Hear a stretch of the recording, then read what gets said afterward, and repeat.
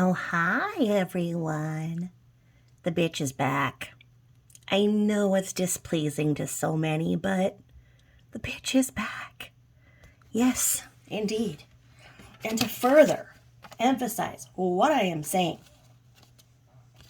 there are no twats allowed on my channel. If you are a truth warrior, super, stay on. If you have a couple of extra thing and you are a TWAT, go. Just go. Because this channel is back. Like I say, it's back. Yeah, I got a good kick in the, well, coot, we'll say. As we are talking, I am still drinking out of that old Starbucks mug, drinking the glazed lemon loaf tea. And yes, I have no fingernail polish on. So, as a disclaimer, my channel is either 80% truth or 80% fiction, which means that 20% is either nonfiction or fiction. You decide. My channel, I would like to believe, is educational and is for educational and entertainment purposes only. I would like at the end of the day to believe that I provide a teaching opportunity that gives a different perspective so that you may look at the situations we discuss or other situations in your life with a different perspective to better understand.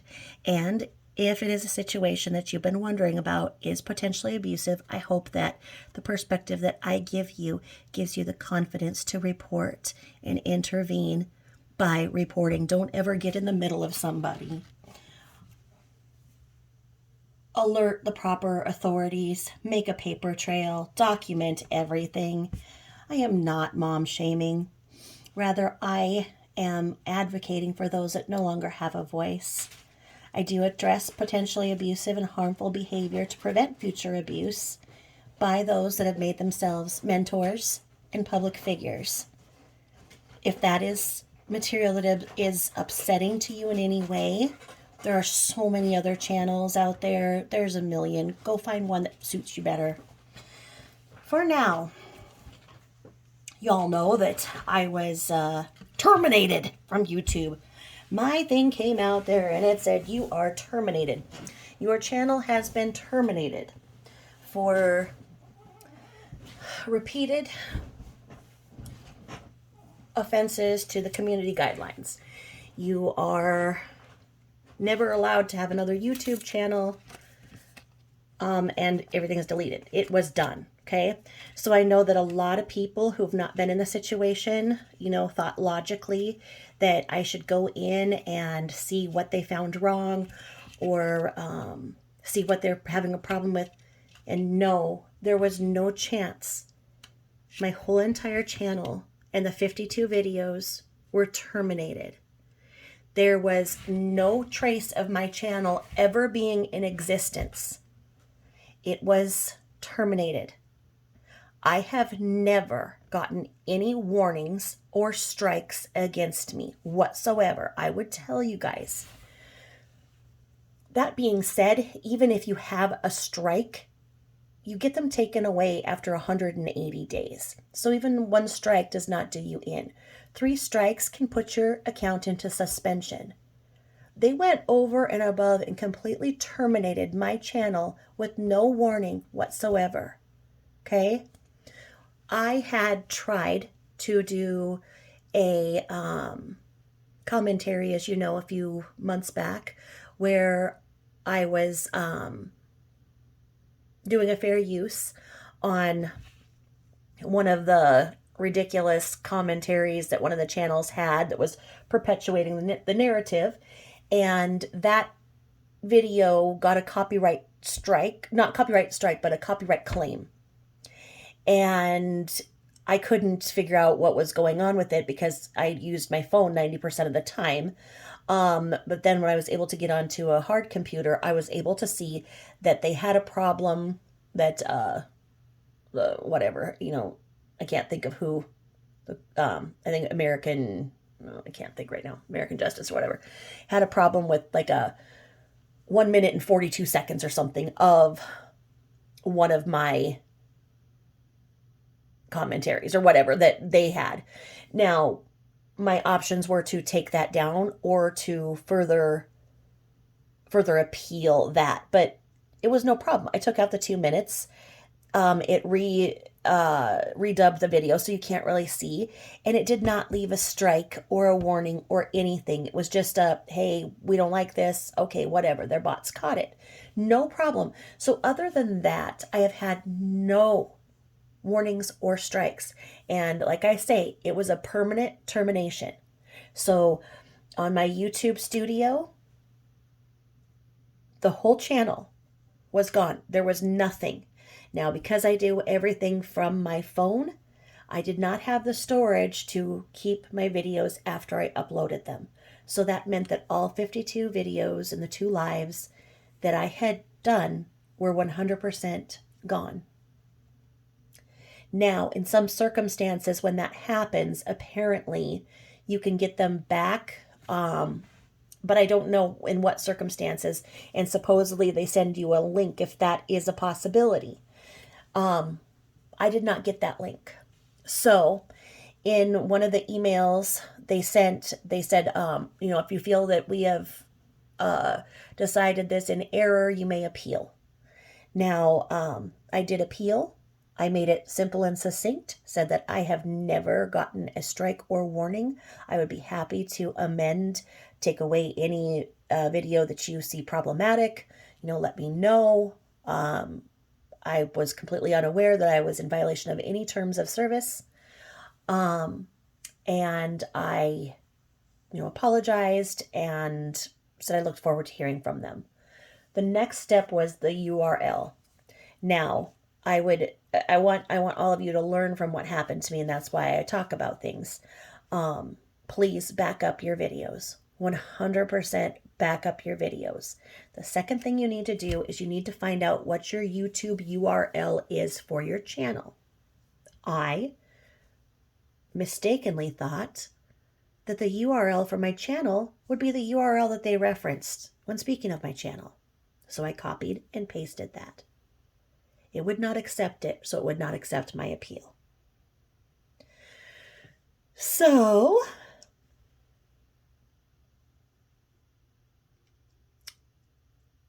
after a very frustrating amount of time, I found that I had recently recommended my channel to a friend, and I sent them the link. That link I was able to copy and paste, and it worked for the URL to accept, and that invoice was sent. Within 1 hour, they said that they would be reviewing my appeal, that they had got the appeal. So I knew that, okay, this is going to somewhere. That's hopeful. That was very hopeful to me. I have a business YouTube, and that was still open to me, which I also thought was very assuring, because they said that, I could never have another channel. So, okay, the fact that they didn't take down that one was very reassuring, but in the same right, I was not going to be cocky and go and tell everybody to come to that channel and do anything that would show YouTube that I was anything less than receptive to their concerns. Okay, so that's why I did not make that move. About 48 hours from my appeal, so I heard nothing else. And from what I looked at, I couldn't see there was anything else I could do. To teach you guys, I guess that if you're on Twitter, they do have a very responsive YouTube team. What I went for and looked for was more ways, and there were more options had I been monetized. So if I was a YouTube partner, which I am not because I am not monetized, okay, then there would have been options. So I had no other option. Well, the 48 hours went by. I think it was like almost exactly the 48 hours, and I get this email, and it just says that after careful review, and my heart's like skipping, after careful review, we have reviewed your channel and found that your channel was not in violation of any community guidelines.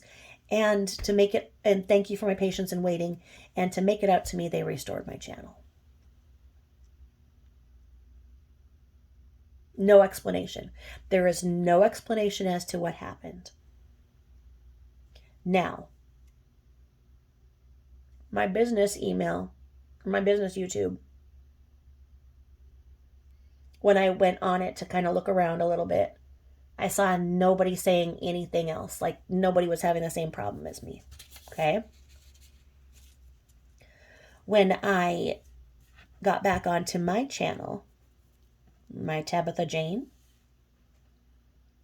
I noticed one creator after another saying that they had friends who'd had their channels terminated and that they were down 35 plus subscribers. Okay? So I can tell you that I'm swimming in the same circles in my crime drama Crama channel that others are that were also massively swathed last weekend. They did it on the weekend, of course, so it sucks because they don't have the staff. And yeah, they work 24/7, but I'm sure it's Monday through Friday and it's not, but it's not a very good feeling because if I had backed up my videos, okay. All right. And deal with it. But the things I considered were, okay, I'm at 750 subscribers. My watch time is 3 times what it needs to be. My feedback on every single video is 98% positive, except for the one with Scoundrella on the stairs. She's only got a 94%. I don't know if there's people who don't like cats on my channel. So, you guys are amazing, and you guys leave me amazing comments, all supportive. I have my trolls. We know I have my trolls, and in the beginning there were some really, really angry trolls that said some really vitriolic things to me, and tears were shed. But you know what? I got stronger and learned to delete a little faster. But my thing was, okay, I'm at a steady path. You need 1,000 subscribers and a minimum of this certain amount of watch time, which mine is 3 times ahead because you guys are wonderful and you guys give me your time. Well,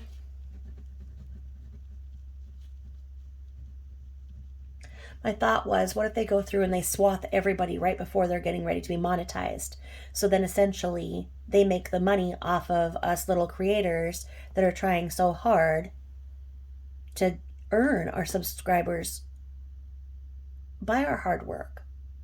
And then you just swath them all off to keep them off so that then there's no profit sharing. You know what I mean? Because what happens, I guess, once you're monetized is that you get a percentage of the advertising. Right now, you guys probably all know, my videos have commercials on them, but I don't get any of that money. I've not made 1 cent on my videos. You guys know that. You guys see that. I've not done any cash apps, whatever, blah, blah, blah, blah. Okay?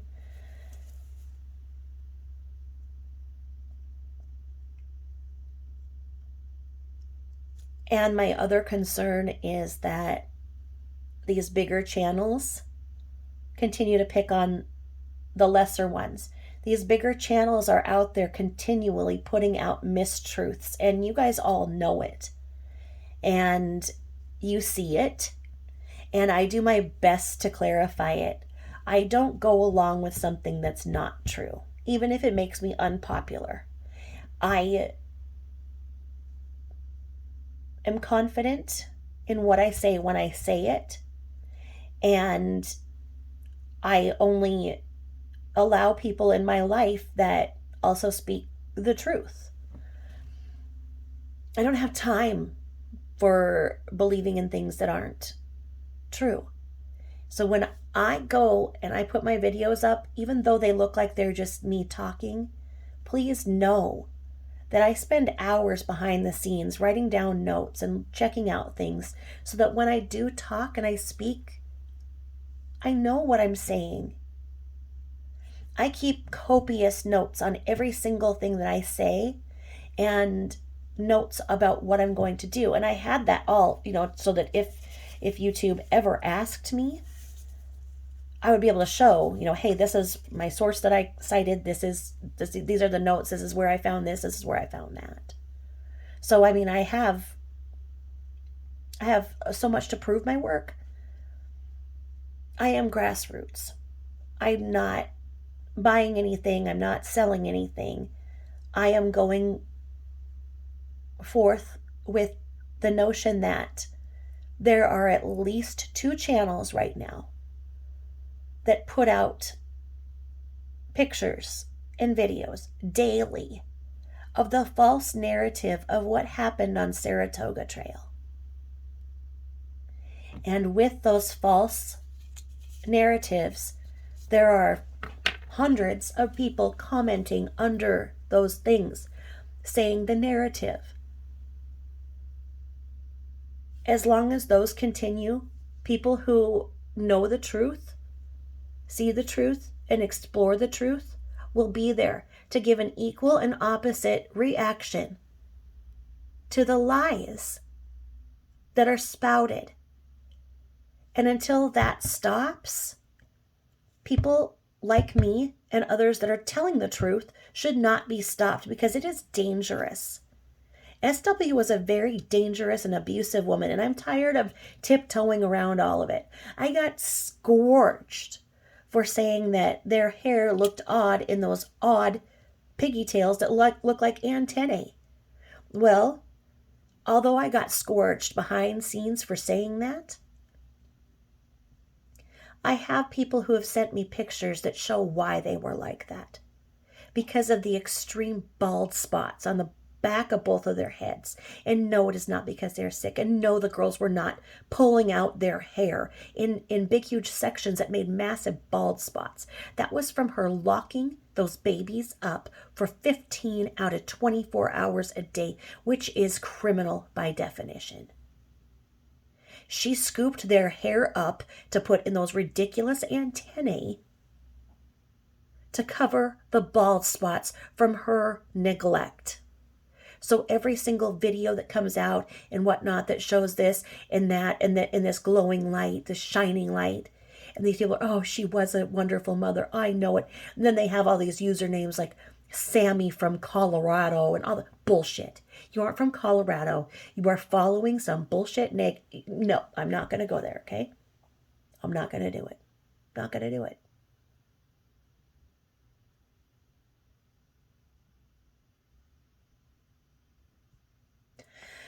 What I'm saying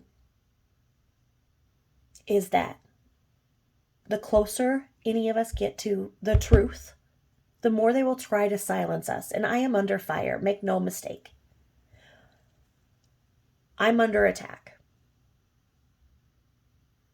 As I don't want to ever monetize myself, because I'm a person who doesn't have a lot of money and I can't subscribe to other people. I'm going to have to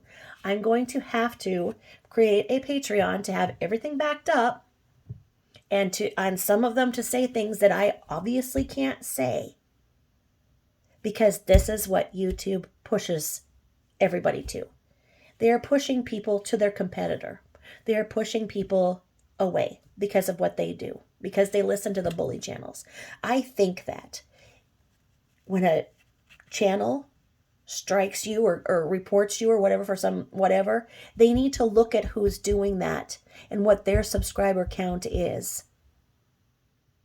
And if they're monetized, and see if it's the same people erroneously reporting.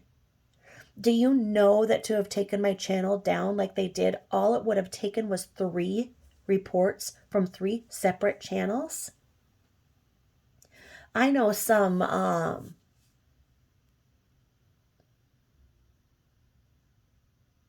well, how do I word it?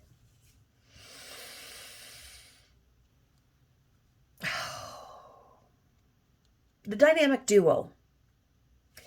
If the one that says certain things repetitively runs 2 channels at the same time, well, that's 2. And then what if the person who goes, yeah, oh, I was thinking the same thing, there's 3. Do you know that's that simple for them to do? And why would anybody like to be that vulnerable? Because if I'm exiled. Supposedly they don't know about me, right? Well, what are the chances that somebody commented something on my page and I responded and spoke about Dynamic Duo, and my channel's terminated within the next hour? In the same week that they very strategically hurt somebody that they had been using, it seems.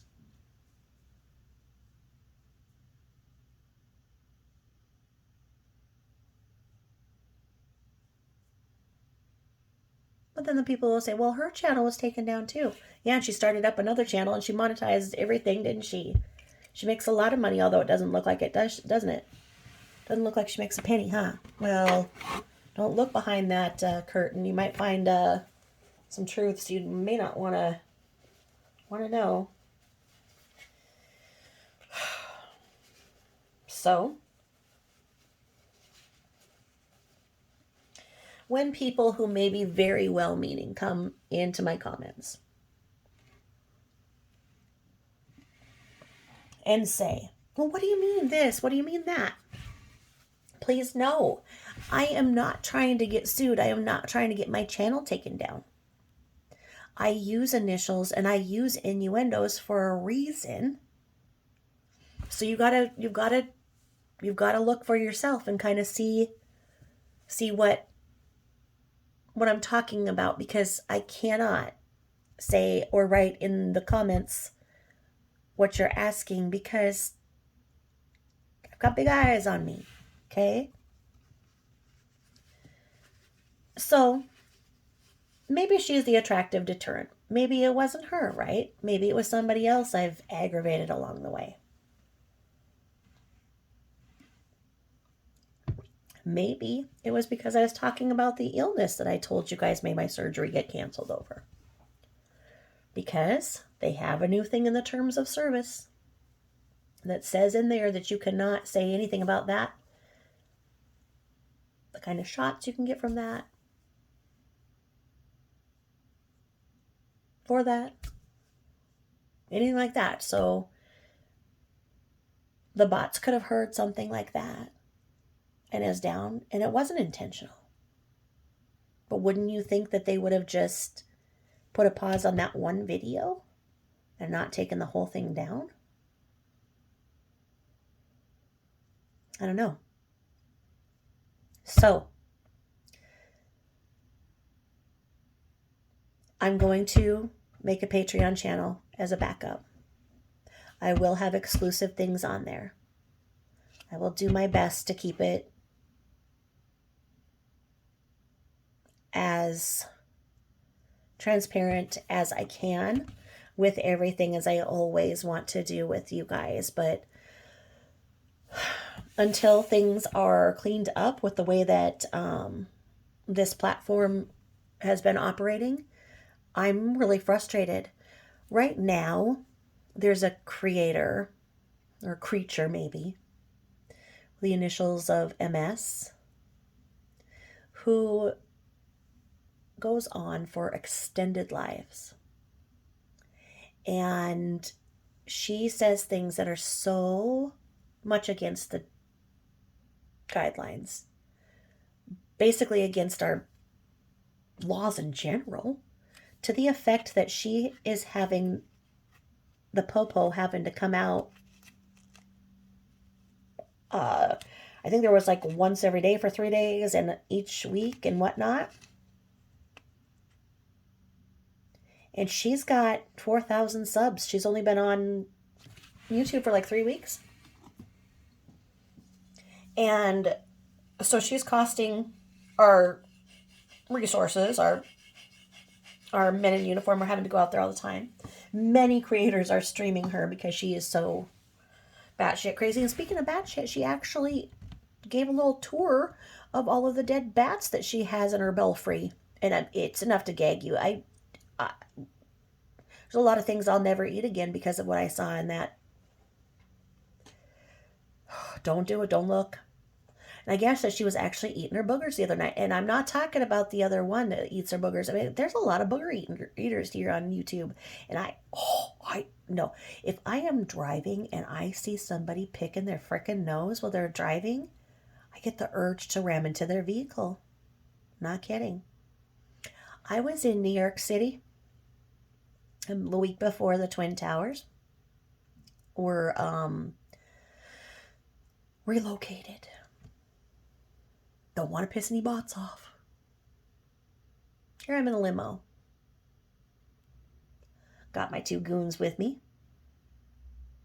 They're looking at the World Trade Center and I'm like, look at that man picking his nose and eating it. And they're like, would you look at the skyline? And I'm like, no, look at what's happening. I'm like, what if it's a rental car? And this is me. This is me. This is the kind of thing I'm going to see. I will tell you, there's not a dog on the planet that doesn't decide to honker down and shit when I am within a 1 mile radius. I'm not kidding. I'll be driving by. Dog has probably been out there, in the yard for, several hours just enjoying itself. It'll feel my presence and go and honker down and just shit. It happens with people too. I know you guys are probably being real polite about this and not telling me that, I am creating the biggest freaking shits for you guys. It is something about me. I don't know what is wrong with me, but it was a real unfortunate thing when I was a CNA because these elderly people who had not shit in maybe a couple of years would have me assigned to their room, and damn it if they didn't shit. And by the time I, worked in the hospital, I was so used to, what happens to me and everything. I would just go and get a cart and fill up, as many rooms I had. I'd have like 6 or 8, rooms, whatever. Some of them had, more than one bed in them. I would just get all of those bed changes and get a whole full bed change and just know that I was going to have to change the whole freaking bed. If not, throw the whole person out with them because of all of the massive amount of shit that I cause people to do. I don't know I don't know if I have some superpower. Oh, speaking of which, speaking of my superpowers. Now, I do like witchy things. And in another life, maybe I was a witch. Because, you see, witches, by definition, are healers. They're people who are empathetic towards living beings. And before there were medicines that we know of, there were tinctures and things in the forest. And so I could totally see myself being one. If you watch Outlander and watch Claire, you'll totally get it. She's being accused of being a witch because she's a female and a doctor, from another time. Only men could be doctors. Many of the Salem witch trials, many of the women burned at the stake, the witches burned at stakes, were simply women who had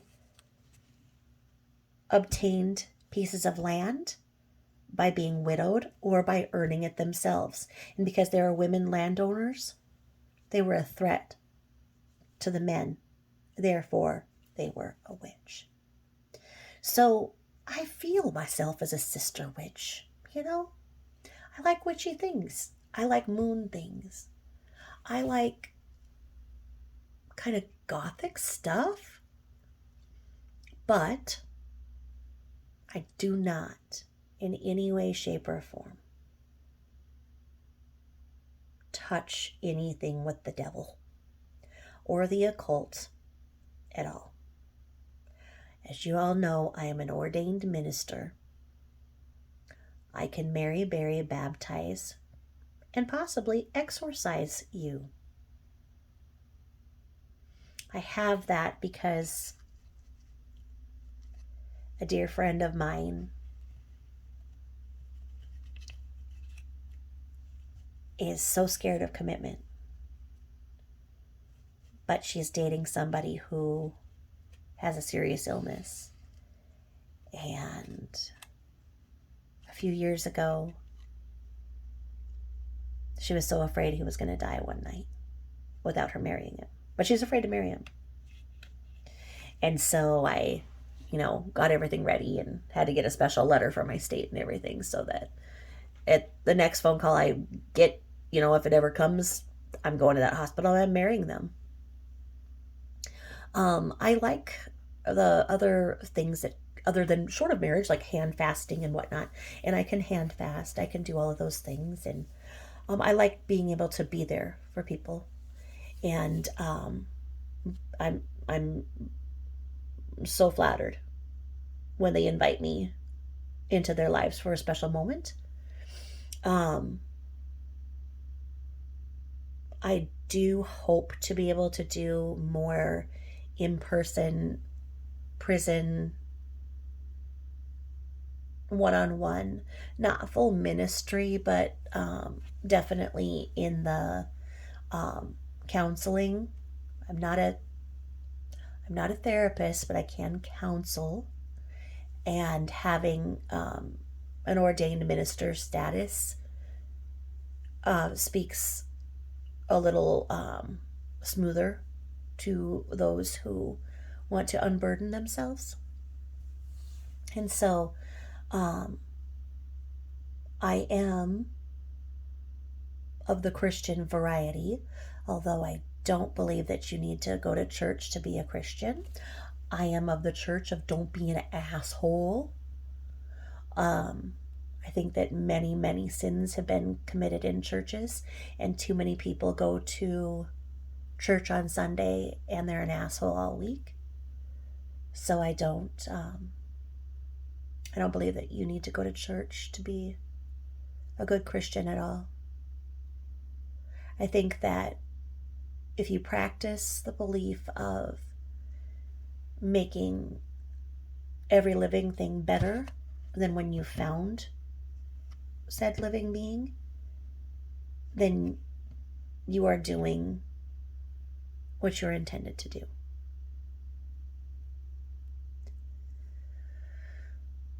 I wanted to clear that up because some very well-meaning person sent me an email that said that it's very cute. Said that they liked my stuff, and so they had their mom listen to my stuff, and she liked me too. But then she said, no, we cannot listen to her because she's a mystic, she's a Wiccan.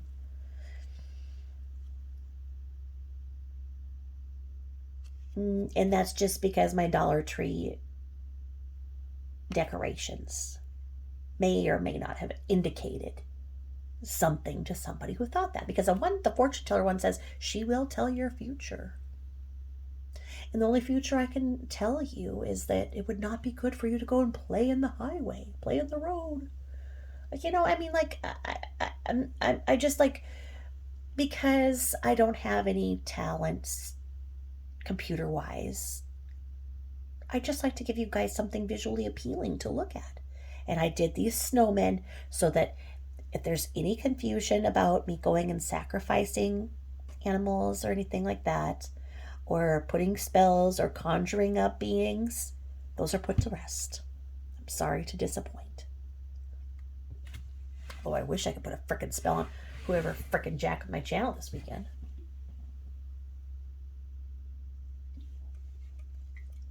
So, the catalyst is the twats. Every single creator who has done anything on the twats has had their channel jacked with. You can go to other people who have other crime channels and what blah, blah, blah, blah, and they've never had this. There is the story of JCS, like JCS psychology, JCS crime, whatever. They did the best work, and they were non-biased. And they had 1 million subscribers, right? Well, they did the Watts case, and what do you know? Their channel was taken down. And they had been getting great revenue, okay? and they didn't come back. They were just like, screw it. I think they were like a few college guys or whatever, but I mean, their work was beautiful. I mean, to the point where you could cite them in a college paper, probably, because they cited their sources too.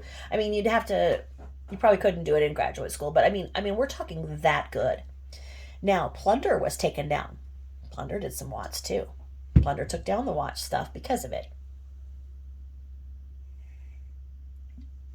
Every single channel who has touched the Watts with a 10-foot pole has had their channel taken down.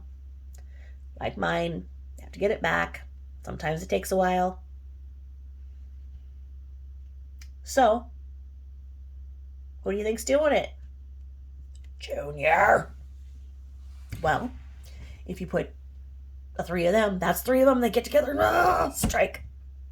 Well, it just makes me mad that YouTube would go into that kind of naivety, because not only the creator I'm talking about, MS, look at all of these ass clowns out there for the Quentin case. What have they done? They have racked up a ton of money. That's what they've done, and they have made the local police department have to work on overtime, trying to babysit them. They have terrorized the neighborhood, and as I've told you, that poor woman on hospice had to call 911 to go and have them take her to a nice quiet place to go ahead and die because they wouldn't shut up. And the little Dolly Parton guy, whatever, I mean, he sits there and he goes for women and says the most vile things to them. And it's so predictable. He's going to go, oh, you smell like butt. Yeah, you got dirty duties. Oh, yeah, you smell like butt. Yeah, your crotch is hanging down in the ground. Oh, yeah, you smell like butt. And you smell like shit. And your breath smells like duty. And you got... And it's just like, oh, my God. And all of that. So then I see all of those creators breaking terms of service. And the only reason that they're out there is because they have a YouTube channel that is monetized. You can watch for a few minutes and you see all the money that people are paying them. They're sending them all of this money, and they're getting all of this money because they're running their things. They're getting all these ads. And people are paying for their motel, their food, their transportation, everything. Why? Because they're sitting outside terrorizing the neighborhood?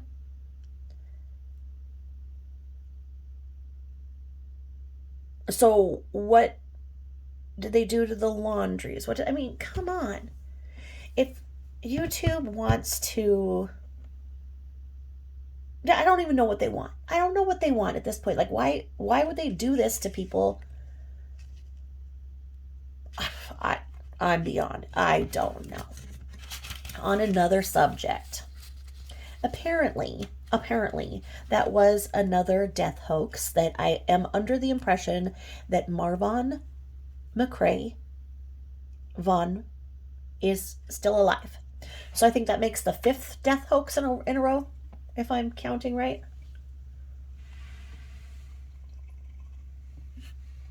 Now, I put it up on my community page that I had heard it, but it had been a hoax in the last few months. But it could be Dre making sure that nobody has a say in what happens. But some very big creators who are close to Marvon's mother went out and confirmed that he was indeed no longer with us. And some affiliated with said large creators that are somewhat reputable confirmed it. So at that point I thought, well, maybe but no, I guess he's alive. But I don't know. But I saw another video. because I post a lot of the videos. Truth Seeker goes and gets these videos and reposts them, and so you can like form your own opinion and whatnot, and see. Because there was a time when they were a really cute little family, and something changed. But in this last video I saw, it was Dre getting ready for a JW conference, a Jehovah's Witness conference. And she was really pissed off because she was running late, so she was not able to put on all of her makeup and blah, blah, blah, blah on time, blah, blah, blah, blah. But there was some eye candy in the back because Marvon was getting ready for a shower. And Marvon without a shirt, that's a sight. So she was kind of, frustrated and whatnot. And she said it's because Rasa, and she did say that his name is not his real name. She has different names for all of them, which is wise as a creator. It is spelled Razza. I put that before and people dragged me and said, no, it's Rassa. She says it like Rasa, so I understand, but she did confirm it's spelled Razza in that, what she was talking. So anyway, Rasa was 3 years old in this video, and she was like frustrated because he was up till 3. This child was high energy, but was he high energy or not stimulated, not tended to, like we know that CC Watts could have been much more what do you say? If she was busy, if she was given activities that were stimulating and not locked up for 15 out of 24 hours a day, I don't think that you would have seen her acting so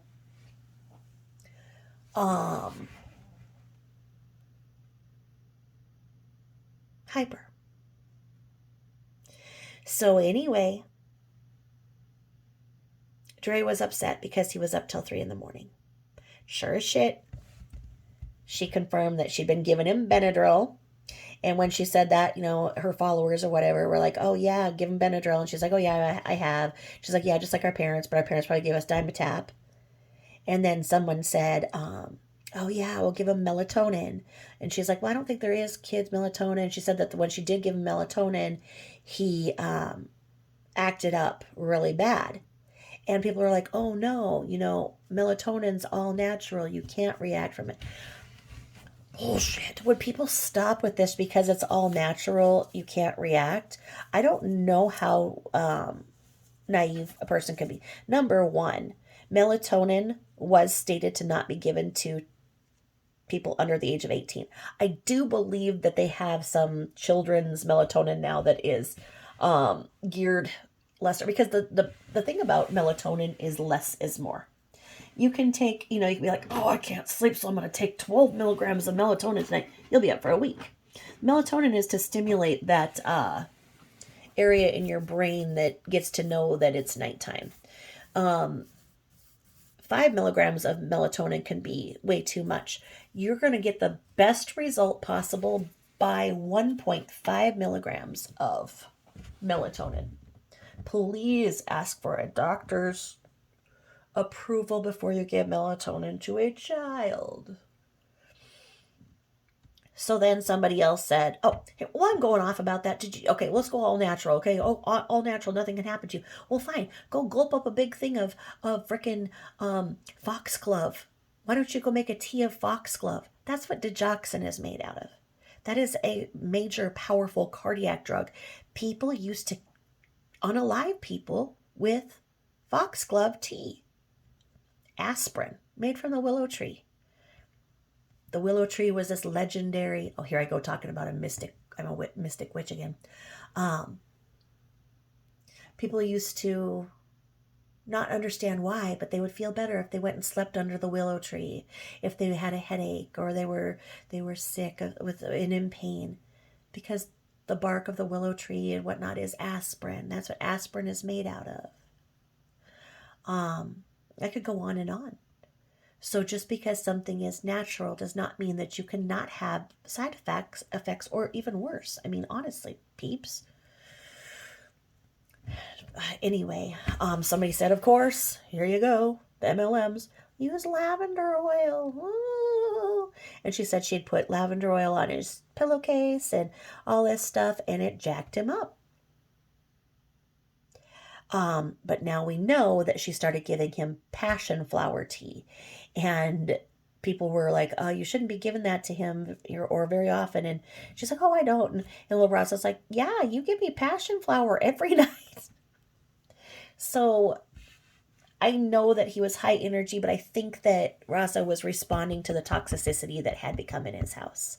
Children are very, very sensitive to dysfunction, and when they see their parents being different people in public and in private, it is very stressful and confusing to them, and they act out because of it. Straight up. So yeah, that's all I know on the Dre McVeigh, the Dre Slade with Dre and the Marvon McRae and all of that. I mean, I don't know what to think at this point because, like I say, I think it's up to 13 doctors who have said he has absolutely no chance of any recovery, that his injury is a massive anoxic brain injury. So, anoxic, no oxygen. You cannot deprive the brain of oxygen. One of the things that's happening that's so tragic is simple drugs that kids used to take and whatnot are being laced with fentanyl. And it is causing these massive unalivings. And it is also causing anoxic brain injuries. And, this perfectly good 18, 19-year-old who's just hanging out with friends like we used to, we used to just hang out and whatnot. Well, and then they have these drugs that are laced with this horrible stuff. So have those conversations with your kids, please. Hold on, it's 3 a.m, so I gotta go and change out my laundry. I'll be right back. Grab yourself a beverage, okay? I'll be right back. Boo boo, talk to the people. Boo boo.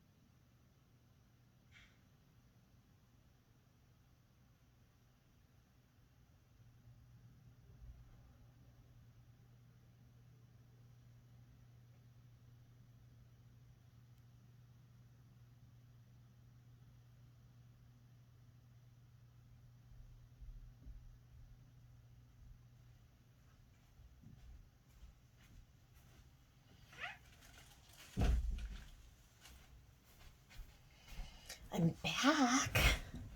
Did you guys get your beverages? So anyway, on the subject of things to not give your children, this week, the JAMA, was that the Journal of American Medical Association, something, right? Came out with saying that maternal consumption of caffeine in any amount while pregnant can impact the fetus in a deleterious manner. So you do not want to be ingesting caffeine while you're pregnant. If you cannot totally stop caffeine, you have to be very mindful of it, right? Now, that caffeine that they are referring to, they cite it as saying coffee, chocolate,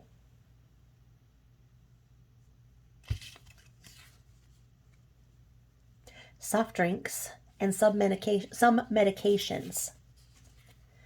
Now, they also linked the maternal consumption of caffeine below 200 milligrams a day.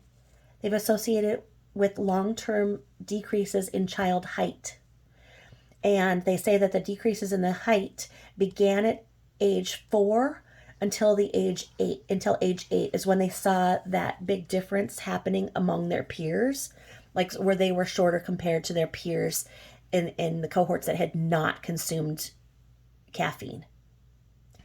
And so they said overall, the child is not going to be as tall, have as much height as they were genetically predestined to have, because the caffeine impacts that child in that way. The National Institute of Health went on and said that they think that if you have less than half of a cup of coffee,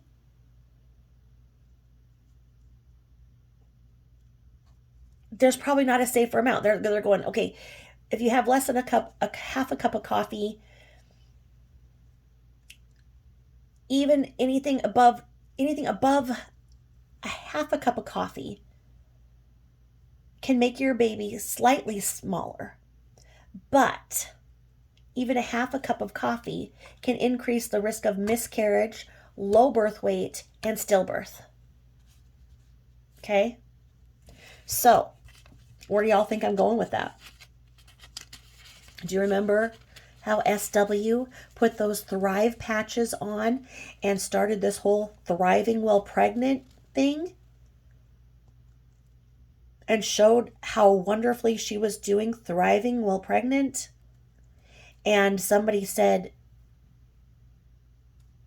is that okay with your doctor or whatever? And she said, yes, my OB and midwife both agreed that thriving while pregnant is fine for her. We know that she did not go to an obstetrician. She did not go to a midwife. We know that she had not indeed went to any practitioner while she was pregnant with Nico. Now, being as she was saying, boo, don't. Please, boo, boo, boo. Don't do it. Boo, please, please. Thank you for showing me your butt. I love you, boo. I know. Come here.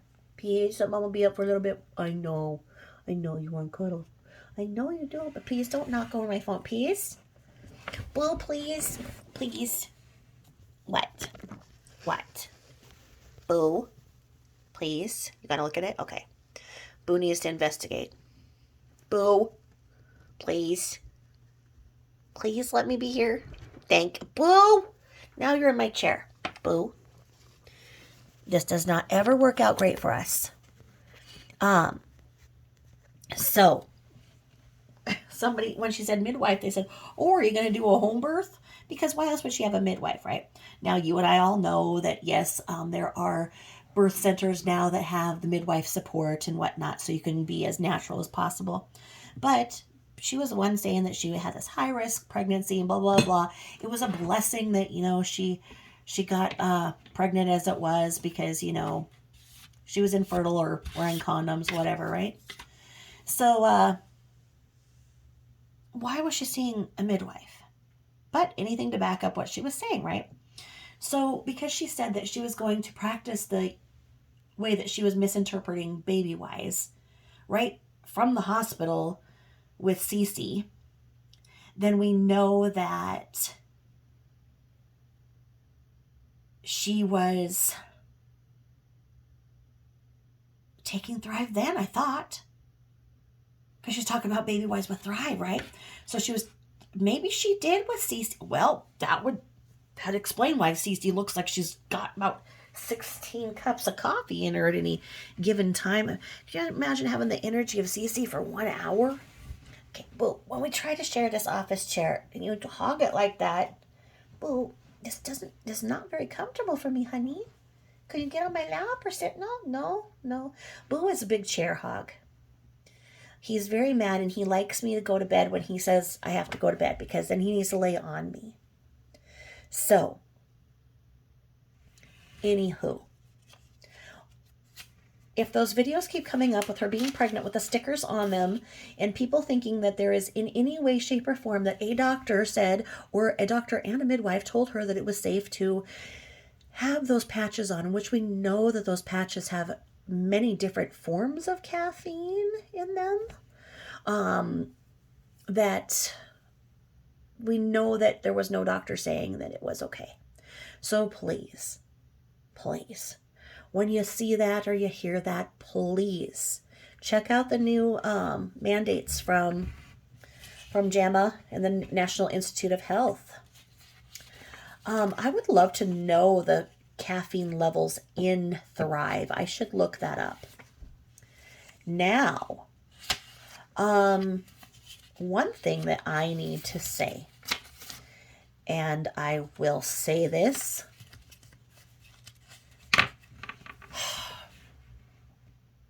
okay, so y'all have heard what happens with Adventures with Purposes, right? Or Adventures with Purpose, right? Okay. So, they were instrumental in the Kylie Rodney case.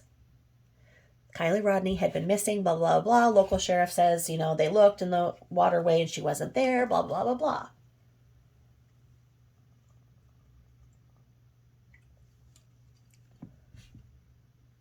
Adventures with Purpose had been going and finding missing people, especially ones that could have disappeared in a body of water, as they had a diver on the team. And the one guy, so it's Doug Bishop is the one, he's the main guy, and I guess he used to own a towing company. Now, then there was Jared, and I think that he was the diver. Then there was Nick and Sam, that were the former members, and I don't remember who else. But they went out into this high-profile case. They were, a member of them said, hey, you guys are on this other case in the area. Here's this other one. This girl just went missing.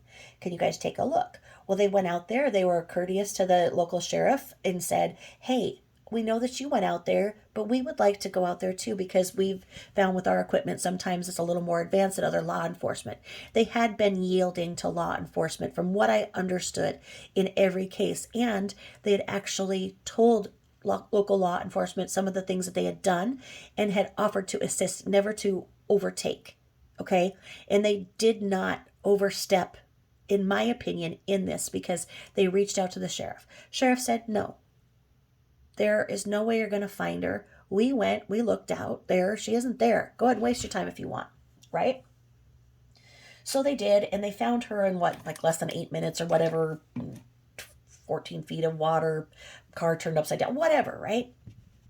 Well, then they brought what could have very well been a cold case or people still really looking all over, because the FBI, everybody was involved in the search for Kylie Rodney. Okay?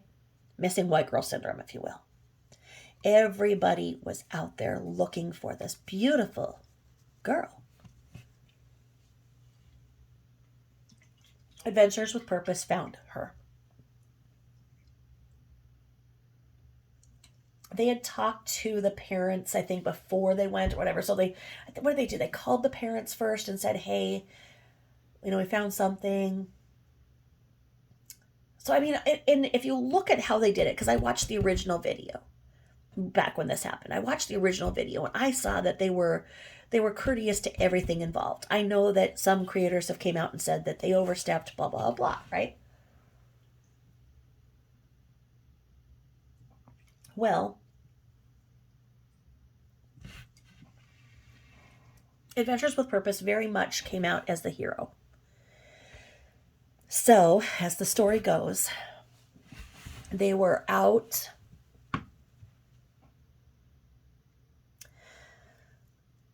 there looking like the grand heroes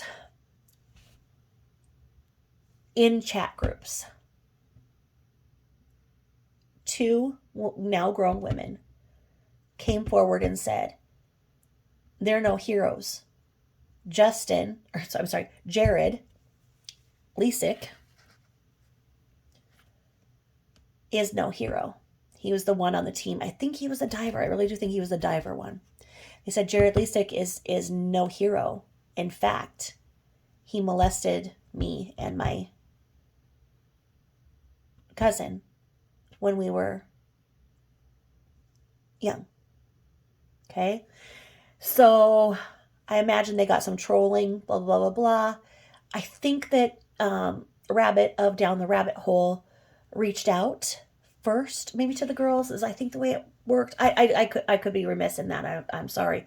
But she reached out to them and they came on her show and she did a very, very, very respectful interview with them, because what has happened now is that they came forward saying that, and because there are big eyes on Adventures with Purpose, there were big eyes on Jared, and Jared was indicted on, I think, the 2 counts of SA.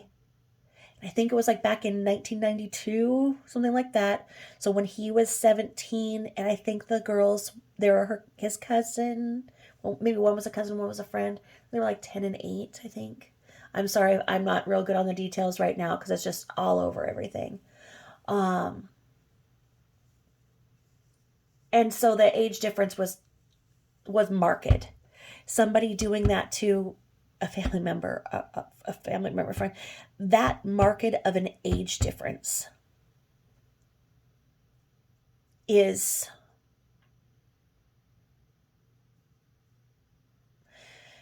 I don't want to say words that are going to get me terminated again. Well, you know what it is, okay? So right now, anybody who supported Adventures with Purpose is now looking mad. And I shared their work and I supported their work. And so I must apologize for my part in sharing their videos. Okay? I had no idea that that's what we were dealing with. Now, Doug, the creator of the group, goes by the code. And basically that's his life code. And he's been on interviews and he said he had no idea that Jared had that kind of a background. And if he would have, he wouldn't be there to talk about it because he goes by the code, which basically says forgiveness is okay on all things except for the P word. And in that, he'd kill you.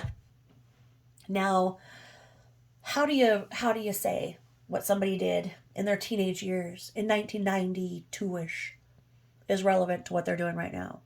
Well, we're going to be seeing that because he's indicted and he'll be in court. So I think he deserves his day in court. But I also listened to the interview that Rabbit did on Down the Rabbit Hole, and the witnesses, the girl who was speaking is very credible. And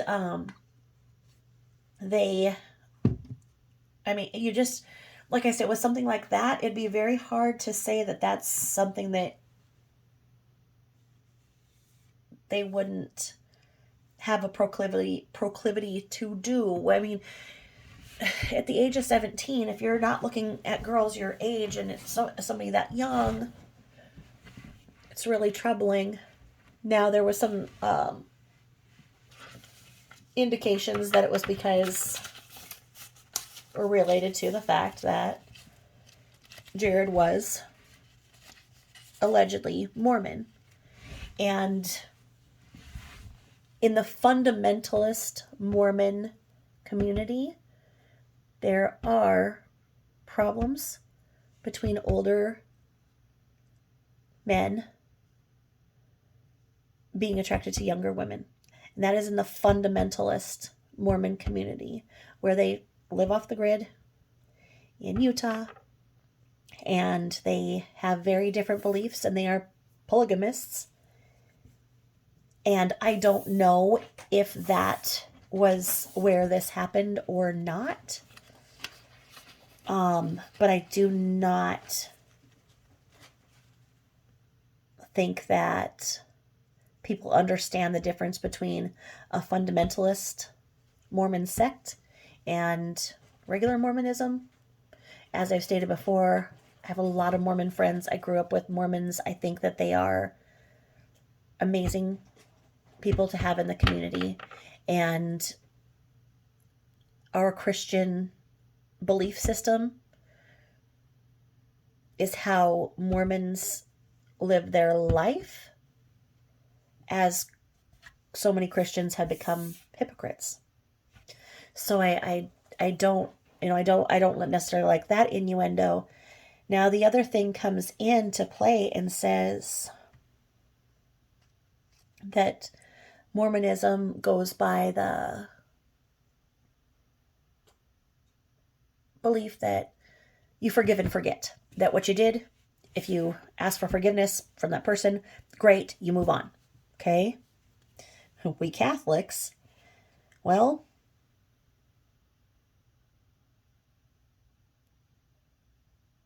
we say what should be done. Don't do what should be done. Seek forgiveness, but then be judged to the point where you feel like you're going to burn in hell no matter what you do.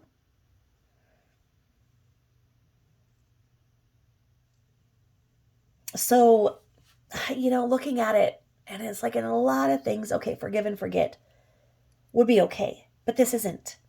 And the victims of the SA have experienced shunning within their own family, and they were not believed. And that's very sad. Now, does that take away from the good work that AWP has done? Yes, it does. And it will. Is this a message that you don't mess around with small town sheriff, because then anything you have in your background will be brought to light? I don't know. All of these things are going to be really interesting to look at, to see how this played out and how that conviction came up, and why it was never taken seriously in the last 30 years. Why did it take this long? Who didn't prosecute when? How was this reported originally? Everybody deserves their day in court. And basically, I saw another creator who was a really good interview on Icted Mill. And he had this guy on Nomeo, and he's a former cop and whatnot. And he knows Doug Bishop well, and he was saying that, you know what, Doug, just let this go. This was your business. You owned a tow company. You're great at towing. This is not your forte. You need to disband. That this can't go. That this cannot be shaken from the image. It'll be interesting. Now, Ryan Upchurch, the one who he comes on. He's like a little kind of Phantom Ghost because he has a lot of frickin' money and he is an actual real musician. But he gets involved in these cases and he straight up said that Kylie Rodney didn't exist, that it was basically a psyops, blah, blah, blah. But nonetheless, he donated $100,000 to Adventures with Purpose when they were doing the work. He donated $100,000 to them. And now he's like, I want my $100,000 back. And if you see some of the little clips of what he's doing, is kind of funny. But Rabbit It Down the Rabbit Hole did a great job on the interview, like I say. With that, I think I'm gonna just kind of cut it in an hour. Just come forward and say hello all. Thank you for all of the kind things that I saw you writing. It meant the world to me because I didn't know that I mattered. And some of the things that you guys wrote to me held me strong and kept me strong during that time when I figured that I was wasting my time, that obviously, you know, enough people hated me that I was taken down. It meant the world to me to know that wasn't the case. And if you'll let me, I will read chapter 9 of our book, Controlling People. How to Recognize, Understand, and Deal with People Who Try to Control You by Patricia Evans. So chapter 9 begins with persuasive disconnection. That's a big one. As long as there have been wars, some men have learned to disconnect. For thousands of years, millions of people have been put through training to close the gates to their inner awareness. The best trained ended up with only one function fully working, their thinking function. Function. One reason for this is that the age of reason placed thinking at the top of the pedestal. Though all of our functions are equally important, each one provides us with a different kind of information. Although thinking was even used to prove a famous philosophical premise, I think, therefore I am, from René Descartes, one might just as easily say, I touch, therefore I am, or I intuit, therefore I am, I feel, therefore I am. We might imagine our functions to be like cylinders where a process takes place. Many people have trained to disconnect so completely from their inner experience that they operate with only one cylinder fully working, their thinking function, instead of 4 cylinders, their thinking, intuitive, feeling, and sensate functions. If these people are told, don't think, just take orders, and have already blocked their feelings, ignored their sensations, and denied their intuition, they make perfect robots, albeit angry and or depressed ones. Alternatively, if they rise to positions of power over others and give orders instead of taking them, they are usually not able to act in anyone's best interest. Are you guys hearing the military here? Because I am. I'm a Navy wife, and I'm married to one of those robots, and trying to get all of those functions refiring was not easy. Side note from Tabitha Jane. Anyway, we need all of our functions. If, for instance, we've lost the ability to access information from our feeling function, we will have a lot of trouble determining what we really like and dislike. In weighing the pros and cons of moving to a new residence, a client said that he had only recently realized that he needed to take into account not just the safety of the streets, the quality of the transportation, and the climate in a certain area, but also how he felt when he was actually in that area. That was a revelation to him. This, he said, made choosing much easier. Similarly, if we don't attend to our intuition, we may find it hard to trust ourselves, and the less we trust ourselves, the more we may ignore our intuition. People who, through training, trying, and trauma, have lost inner awareness and are, in a sense, disconnected from themselves, seem to be under a spell. Having virtually no inner world, they may easily make up an outer one. This world seems so real, and they feel so certain as to how it should all be, that they may seek positions of leadership. However, one-cylinder people who believe they should lead four-cylinder people have not yet learned the kindergarten lesson of full partnership. Even on a teeter-totter, both riders must participate. People operating on one cylinder and wielding power over people operating on four cylinders always face the possibility of losing their power over others. For instance, the person they are trying to control may escape or defy them. When a one-cylinder person believes a possibility of escape is imminent, he or she will usually implement oppressive tactics. In domestic situations, these tactics might include verbal abuse, battering, or even disconnecting the phone to maintain control. A household example is that of a person who rages and demands the services of another and so defines the other as a servant. Did you just hear SW and CW? One's a servant. Anyway, in non-domestic situations, an everyday example is an elected official or a person hired by an elected official who forgets that he or she is an employee of the people and who acts independently of the wishes of the majority or acts without informing the people in order to maintain control. An extreme example of a non-domestic situation is a dictator who imprisons people whose views differ from his or her own.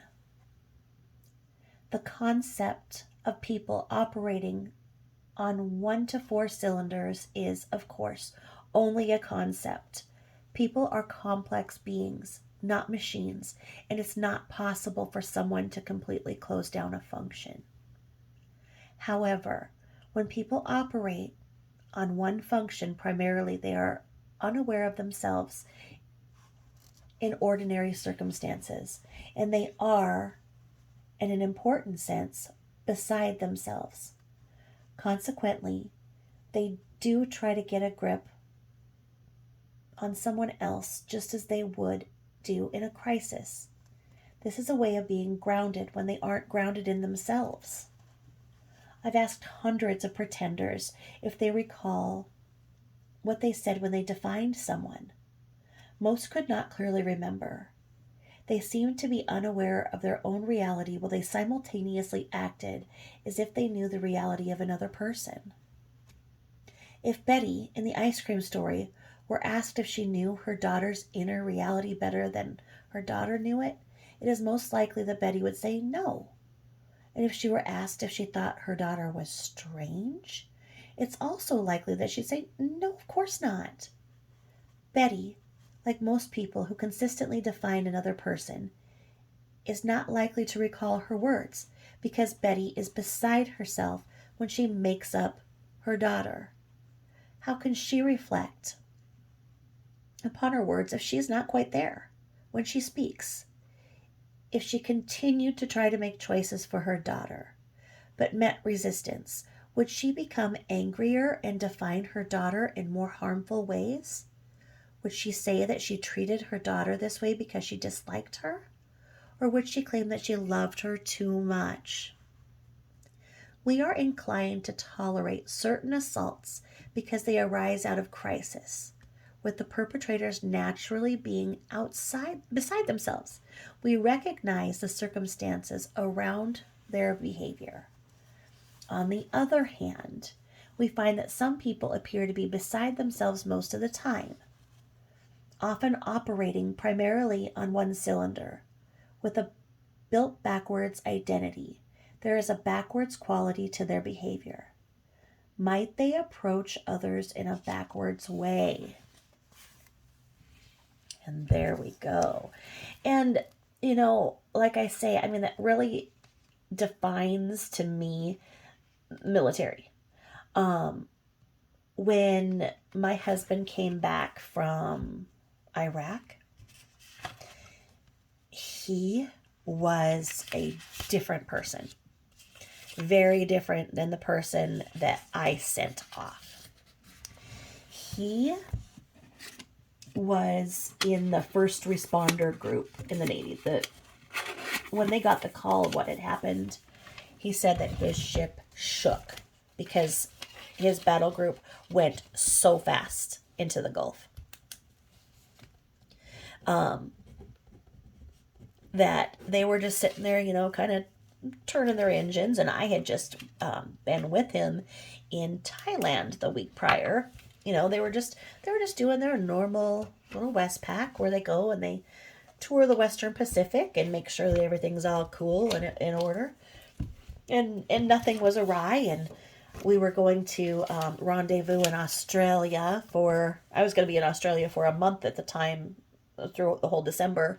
I was going to be in Melbourne for 2 weeks and then go up to Perth for 2 weeks and get my diving certificate and all that good stuff that, I thought I needed. But 9/11 happened. And that sweet, full of energy man that I sent off, well, after I rendezvoused with him in Thailand, we had the greatest time of our life, honestly. He was not able to get back off of the ship. Usually they let the guys go on land, every so many days.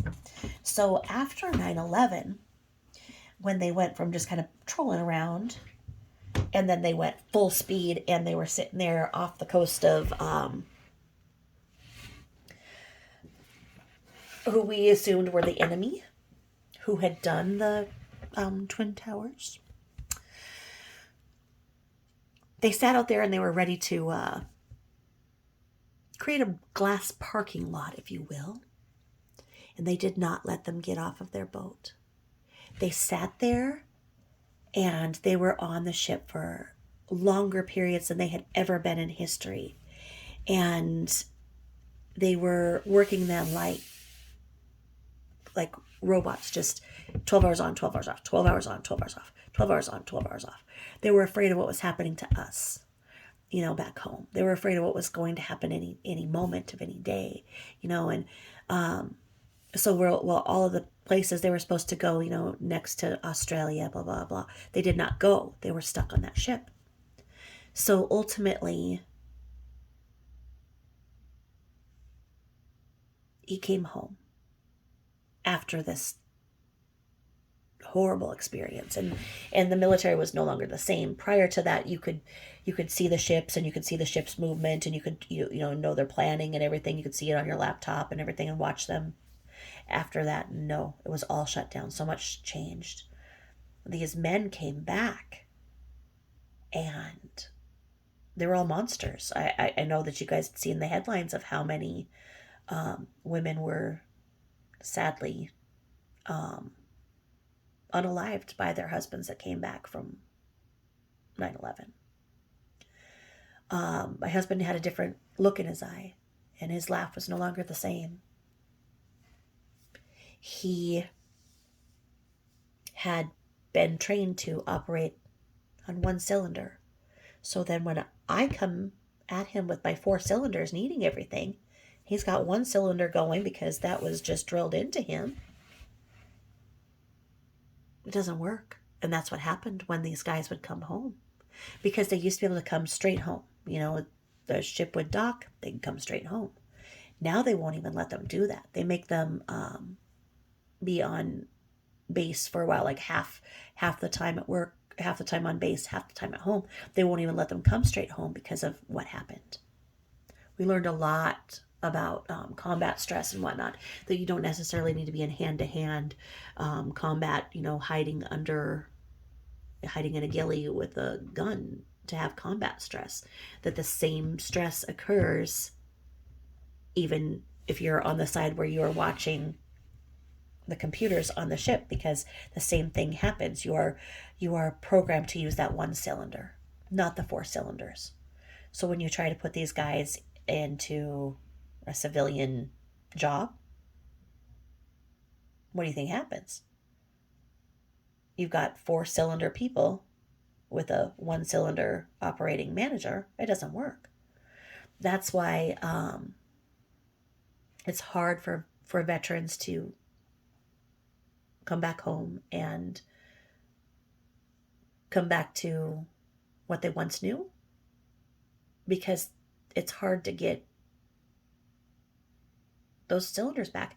Music therapy is one of the things that they've really found actually does help, because music really helps you start firing on all your cylinders and activates both the right and the left side of your brain. It's very calming. A therapeutic technique for PTSD is EMDR. It's eye movement. Blah, blah, I can't think right now. I won't even say the C. The virus that has gone around in the last few years. That kind of virus brain is just out of control again, because I've just had it and I am recovering from a very long-standing pneumonia. And the antibiotics, they figured, did help it, but they've now put me on 40 milligrams of prednisone, which should have had me jacked up, but I still am sleeping so much. I just got up for a little bit and decided to do a video. But I'm sure that a lot of you military wives know what I'm talking about, and putting it in these terms makes sense to me a lot. And in the terms of what was going on in the Watts household, it's just the way that she defined others to keep control, and we don't know why. What made her learn to disconnect? So she was teaching her daughters to disconnect. What made boundaries in that family be non-existent or crossed? I'm very disturbed by the way that she was not teaching her daughters their own autonomy, that they were individuals, especially as it is concerned to like the basics of their privacy, their toileting, their, just doing the girl things that a girl does in the bathroom. Why were those being denied? Most of us can know that we've taught our daughters to, go to the bathroom, close the door, what the bathroom is for, to brush your teeth, brush your teeth, go to the bathroom, get yourself ready in the morning, blah, blah, blah. By the time they're 4, they're doing a lot of those things. You're teaching them to do those independently, and then you just touch up. To know that she was locking those doors for 15 out of 24 hours, didn't even have water in the toilet that was the bathroom that was adjoining their bathrooms. Allowing rectal temperatures each night. Obviously putting them in pull-ups or whatever, because they were not allowed to use the bathroom for a 12-hour period of time. From that 6:30 p.m. to 6:30 a.m. period, that's why she was restricting their fluids. That's why they were always thirsty. She did not want them to pee the bed. Let's stop with mixing words and trying to act like they had some medical thing as to why she had to restrict their fluids. She was not teaching them to be little ladies that were able to be protective of their bodies and have boundaries with their body and say, no, this is mine, this is my area, this is my, And why was that? Why was it more important to her to have a member of the opposite sex. She had CW, taking those girls' rectal temperatures. Well, she stood behind him taking pictures and filming. What does that look like from behind? If you're standing behind somebody taking a picture of a man with a little girl on the floor, taking a rectal temperature, what does that look like? It is absolutely my theory that she was 100% setting him up to be accused of what the man from AWP is accused of. Tying that up nicely. It is my opinion that she did that, had those type of pictures and whatnot, and threatened him when he decided that he was not happy and wanted to leave. It is my belief that she had all of this ammo to straight up say, you do this, look what I have. I'll accuse you of this. I'll get the girls. You'll never see them again. You'll be ruined. It all makes sense. Why else would he have stayed?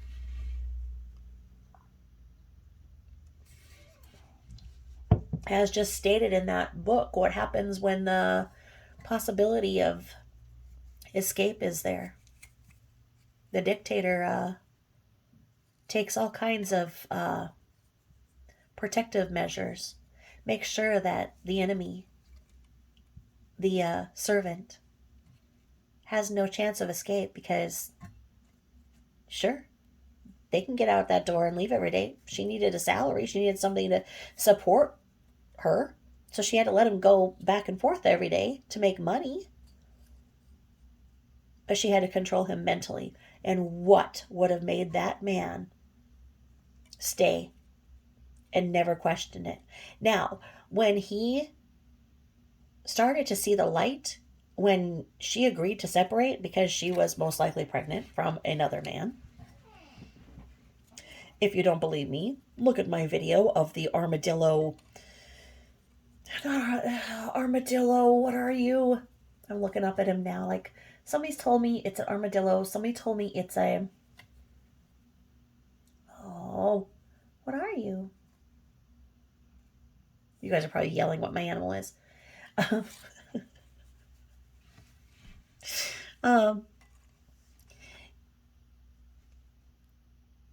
You have to watch the video of my armadillo giving birth to understand the dates and the way that they add up.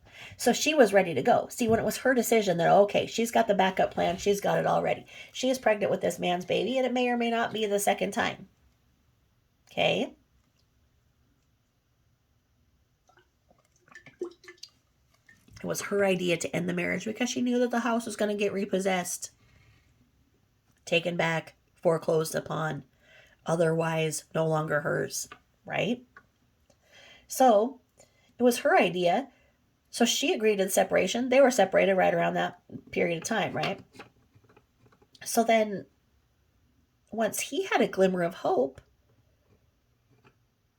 she left and he went downstairs. He was an obedient man, did not take his lover to the marital bed, even though he could have. They were separated. She left to go and solidify Plan B. Well, what happened? Plan B backfired. The other man said, no, I don't want your kind of crazy. You're great for a roll in the sack, but I love my wife. Once she had left and was gone, the spell was broken. Even though CW still was so obedient to take his lover downstairs in the basement for their capitulating, he was no longer under SW's spell. She no longer could control him. He was now operating on all 4 cylinders. The one cylinder that she had for him, where he could go to work, think to go to work, think to go and make the kids dinner, think to go and take their rectal temperatures after giving them a bath, after doing their laundry and not putting it in the dryer and cleaning up everything and putting them to bed. He was a robot. He was a robot. He did not think of anything else. Okay? He was a robot. He was allowed to think on one cylinder. She could keep him controlled on one cylinder. She was one cylindered when it came to him. She controlled him, and they operated each on one cylinder, and that made the kids feel weird. The kids were acting up, especially Cece. Bella had seen it for a little longer, was a little bit more controlled. So once she had left for that period of time, that 5 weeks without her, he had came back to life. He was operating on all cylinders. He was feeling better than he ever had in his life. And he went out there to see his parents and to see his girls. And she said, "We're back together." And he turned away from her. He didn't grab her ass at the airport as she expected him to. He did not make love to her even though she took a shower. The way that she described his treatment of her confirms he was no longer under her spell. He was no longer, in fact, a servant. He had become a man. She could not put that genie back in the bottle. It was done. She fucked up. She knew it. So she was going to be as pouty as everything, get all of her friends in order, and make all of her friends contact him and tell him what a bastard he was being, and blah, blah, blah, blah, blah. But how does that make sense? Because she'd been at the beauty shop, and all of her mom's coworkers knew that they were separating. So what, when she came into town, was she all happy and saying they were separating and everything? And then, when her plan didn't work, what happened? Well, she got real whiny and pouty that she didn't get her way. And what was her plan? She couldn't go back and make up the house payments. The house was going to have to be sold. And she was just going along saying, yeah, we can have a smaller house, whatever. The house is going to have to be sold. And CW is probably like, yeah, let's sell the house because I'm getting out of here. And if you look at the text and you look at the facts, they were going their separate ways with that sale of the house. Whether or not she would have moved back to her parents or wherever, there wouldn't have been any money from the house sale because, unbeknownst to him, who owned the house, he didn't know that the payments had not been met. Now, here's the problem, is that the calls to the real estate were going to show that very fast because she would have done a whole market report based on how much they owed on the mortgage and how much they could sell the house for at that point in time. Which means that Anne, the realtor, calling in to get the mortgage payoff balance, whatever, could have found out that the house was close to being repossessed. That information was a powder keg getting ready to explode.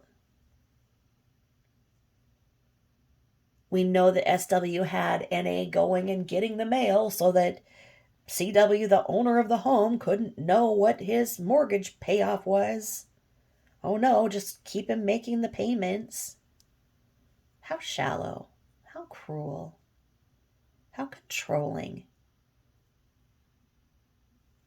And they want to keep putting up these pictures that show that, oh, she was a happy girl. She was such a good cook. What a happy mom. What a good mom. Come on.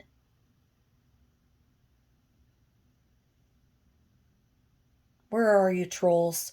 Go and find those accounts and call them out for the lies. The lies. It's just lies. Lies. Lies. There's this one, and it's funny because she's standing by the spaghetti sauce in the oven, and it says, "Oh, she was such a good cook." And it's like, we all saw she couldn't cook. It was very, very uncomfortable in the kitchen. And the way that she would handle the bowls and spatulas and stuff, it was like very, very unnatural. Not like somebody who's been a cook or who's been in the kitchen at all. It was very much a show for the commercials for the Rive. And so you know that Mama Roo had probably made some good spaghetti and took a picture of SW because she probably said, "Will you take a picture of me so I can put it on my commercials because I can show that I cooked?" But the person who was perpetuating these lies, "Oh, she was such a good cook." But CW did say that she could make some good pizza. So maybe she did cook occasionally. Oh no. But he may not know that maybe it was just from a pizza from a box. Who knows? He was only operating on one cylinder. With that, I'll let y'all go. Thank you so much for the love and support and letting me know that I am making a difference in your lives. It means the world to me. I can't thank you enough for your time and your love. I'm sorry it's taken me so long to get back to all of your emails. I'm working on it. I really am. I am so thankful for all of you. And I look forward to many more videos now that I'm back. Okay. All right. Over and out. Thank you. Bye-bye.